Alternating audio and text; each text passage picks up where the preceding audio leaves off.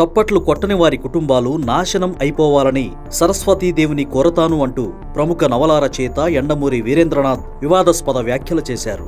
ఎంత గొప్ప మేధావులైనా కొన్నిసార్లు బుర్ర పని చేయకుండా అర్థం పర్థం లేని మాటలు మాట్లాడి గౌరవాన్ని పోగొట్టుకుంటూ ఉంటారు. ప్రముఖ నవలా రచయిత యండమూరి వీరేంద్రనాథ్ తన నోటికి పని చెప్పడంతో చిక్కుల్లో పడ్డారు. నవలా రచయితగా ఎన్నో సినిమాలకు మాటలు రాసి ప్రేక్షకులను సంపాదించుకున్న ఆయన తాజాగా నోరు జారారు.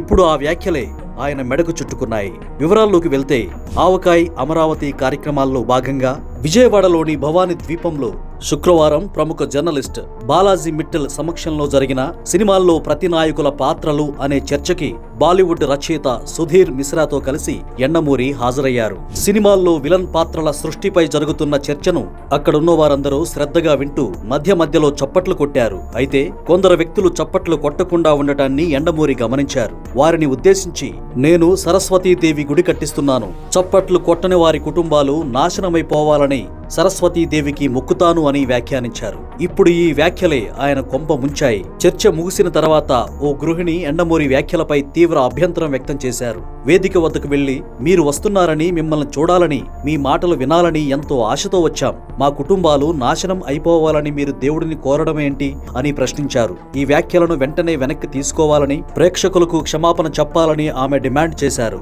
దీంతో యండమూరి ఓకే అంటూ వేదిక దిగి వెళ్లిపోయారు. దీనికి సంబంధించిన వీడియో సోషల్ మీడియాలో వైరల్ కావడంతో నెటిజన్లు యండమూరిపై మండిపడుతున్నారు.